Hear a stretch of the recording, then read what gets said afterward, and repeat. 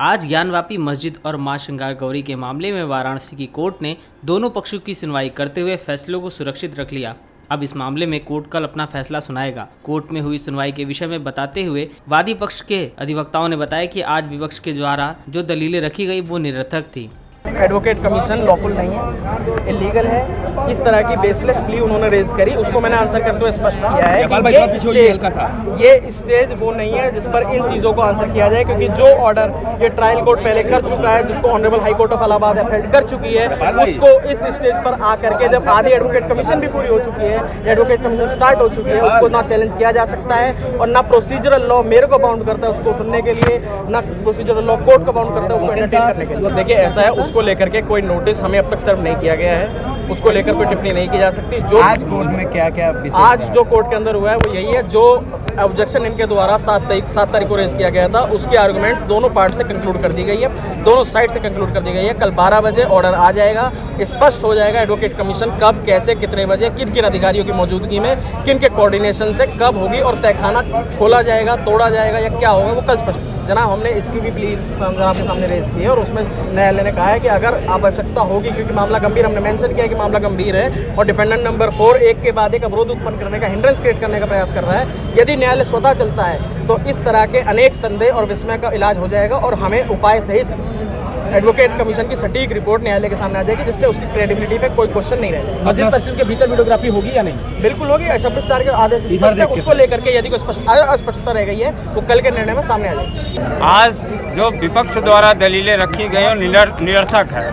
आज उन दलीलों पर कहा जाए कि जो है मूल जो विषय था आज जिसमें बहस होनी थी, उन विषयों से विषयांतर होते हुए प्रतिवादी संख्या 4 ने अपने पक्ष को रखा है, जबकि ये पक्ष जो है 26/4 पहले की ही थी और 26/4/2022 को सारी चीज़ें तय हो गई थी कि कमीशन होना है और कमीशन कंटिन्यू चल रहा है।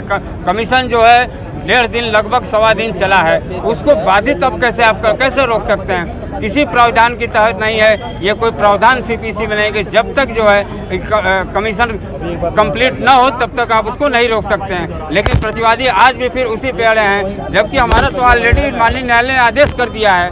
सारे पक्ष सुनने के बाद न्यायालय ने कल के लिए आदेश को सुरक्षित रख लिया है। अब निर्णय कल न्यायालय को लेना है। हम लोगों की तरफ से कोई दिक्कत नहीं, अभी जब कुछ हुआ ही नहीं, अभी तो समझिए रिपोर्ट भी नहीं आई, बहुत जो है कमीशन अभी सुचारू रूप से आगे भी नहीं बढ़ा है, एक कदम भी नहीं, केवल बाहरी दीवारों को हम लोगों ने केवल जो है वीडियोग्राफी किया है। जब अभी कुछ हुआ ही नहीं तो उस पर रोक लगाने की बात, या वो निष्पक्ष नहीं है, वाइस्ड है कमिश्नर, ये आपने कैसे तय कर लिया? ये तो रिपोर्ट जब कमिश्नर अधिवक्ता प्रस्तुत करते न्यायालय में तब आप रखते कि भाई ये सही इन्होंने किया कि गलत किया है, ये निष्पक्ष हैं, वाइस्ड हैं कि नहीं हैं। ये तो उस समय रिपोर्ट पेश करने के बाद की स्थिति थी, जिसको आज आप बाधित कर रहे हैं। ये हमारे ख्याल से ये सरासर गलत है। बिल्कुल हम लोगों ने कहा था कि रेड जोन के जो अथराइज्ड पर्सन, जो भी अधिकारी अथराइज्ड है, चाहे वो डीएम हो, चाहे वो जिसके पास भी चाबी हो, उसको आप स्पष्ट आदेशित करें कि प्रवेश कराएं हम लोग को, अंदर का वीडियोग्राफी और कमीशन